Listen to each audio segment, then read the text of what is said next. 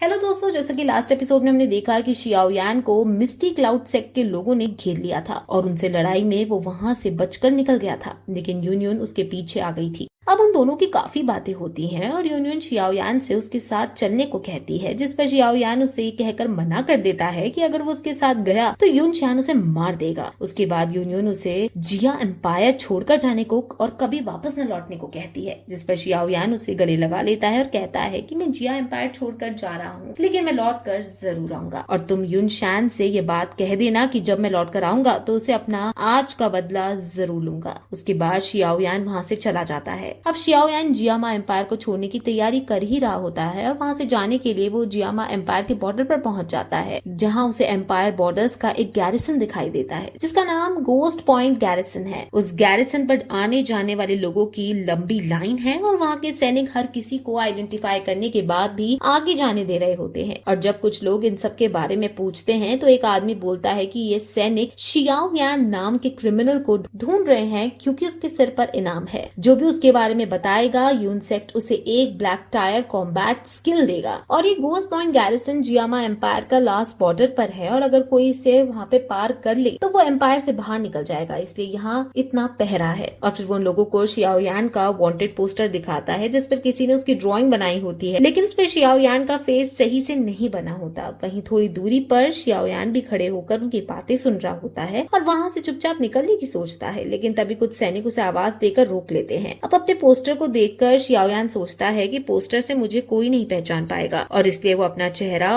उस हुड से छुपा लेता है, लेकिन तभी वो सैनिक उसे पहचान जाते हैं और उसे शियाओ हुआ बोलते हैं। फिर वो सैनिक उसका नाम गलत बोलते हुए उस पर अटैक करने आगे आ जाते हैं, जिससे शियाओयान चौंक जाता है और अपना गलत नाम सुनकर गुस्सा हो जाता है और वो भी फिर लड़ने के लिए अपना हथियार द ग्रेट रूलर निकाल लेता है। तब शियाओयान गुस्से में चिल्लाकर उन्हें बताता है कि उसका नाम शियाओयान है, शियाओ हुहू नहीं, जिसे सुनकर खड़े लोगों में दहशत फैल जाती है और वो सब कहने लगते हैं कि क्या ये शियाओयान है। फिर वो उसके बारे में कई कई कहानियां सुनाने लगते हैं कि कैसे उसने अकेले ने पूरे यूनसेक्ट को तबाह कर दिया और कैसे उसने एक बार बहुत सारे लोगों को गुस्से में जहर दे दिया था। और कुछ लोग कहते हैं कि उन्होंने सुना है कि ये एक डीमन है और शियाओयान डेली 3 लोगों को मारकर उनका दिल खाता है। और बाकी लोग भी उसके बारे में ऐसी कहानियां सुनाने लगते हैं जिससे वहाँ खड़े लोग डर कर पीछे हट जाते हैं और सैनिक भी उससे डरने लगते हैं। और जब शियाओयान अपने बारे में ये सारे र्यूमर्स सुनता है तो उसे भी अचंभा होता है कि ये सब किसने कहा, जिस पर उसके टीचर हंसने लगते हैं और कहते हैं कि जरूर तुम्हारे किसी दोस्त ने तुम्हें लोगों की भीड़ से बचाने के लिए सब र्यूमर्स बनाए होंगे। और ऐसा कहकर वो हंसने लगते हैं। इससे गुस्सा होकर शियाओयान वहाँ से जाने लगता है क्योंकि अब सब सैनिक उससे डर रहे थे, तो कोई भी उसे रोकने की कोशिश नहीं करता और वो आसानी से गेट तक पहुँच जाता है। लेकिन जैसे वो गेट से बाहर जाने वाला होता है वहाँ एक बहुत बड़ा धमाका होता है और बहुत सारे सैनिक पीछे गिर पड़ते हैं और उस धमाके में से एक आदमी बाहर आता है जो सारे सैनिकों को कामचोर बताता है। फिर वो आदमी शियाओयान से कहता है कि अगर यूनलैंड सेक्ट तुम्हारी फॉर्मेशन के बदले में ही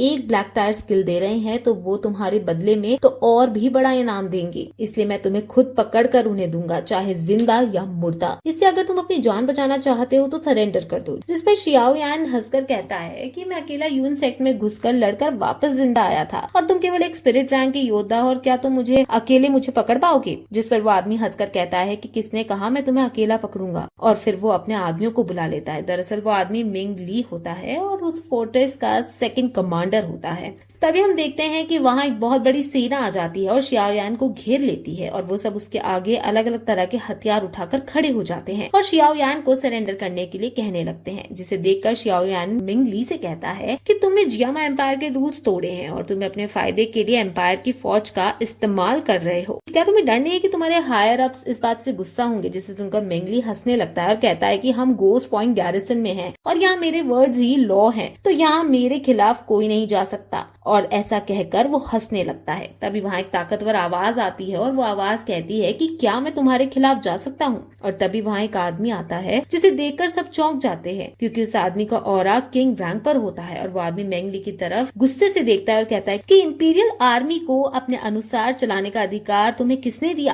क्या तुम जियामा एम्पायर के खिलाफ बगावत करना चाह रहे हो? जिसे सुनकर मेंगली काफी डर जाता है और वो सक पकाने लगता है। तब हमें पता चलता है कि वो आदमी दरअसल जनरल नेलान है और बॉर्डर की सारी आर्मी का जनरल है। फिर मेंगली डरते हुए कहता है कि वो शियाओयान को पकड़ने के लिए आर्मी लाया था और उसने ऐसा अरेस्ट वारंट को देखकर किया था। लेकिन तभी वहाँ एक और ऑफिसर आता है और पूछता है कि वो अरेस्ट वारंट किसका था, यूनलैंड सेक्ट का या फिर एम्पायर का। जिसे सुनकर मैंगली चुप हो जाता है। तब वो आदमी कहता है कि यूनलैंड सेक्ट के अरेस्ट वारंट ने पहले ही हमारे एम्पायर में काफी उथल पुथल मचा दी है, इसलिए मैंने उस अरेस्ट वारंट को पहले ही इनवैलिड कर दिया है, इसलिए उसके अनुसार कोई भी शाओयान को कोई कुछ नहीं कर सकता। और फिर वो गुस्से से कहता है कि शाओयान मेरा दोस्त है और फिर तुम जैसे एक तुच्छ गैरिसन कमांडर ने शाओयान को रोकने की कोशिश की। अब मैं देखता हूँ कि यहाँ शाओयान को कौन छूता है। और ऐसा कहकर वो अपना ऑरा रिलीज करता है और तब हमें पता चलता है कि वो आदमी कमांडर मू टाई है और वो उस गैरिसन का मेन कमांडर है। और दोस्तों, इसी के साथ ये एपिसोड यहीं खत्म हो जाता है।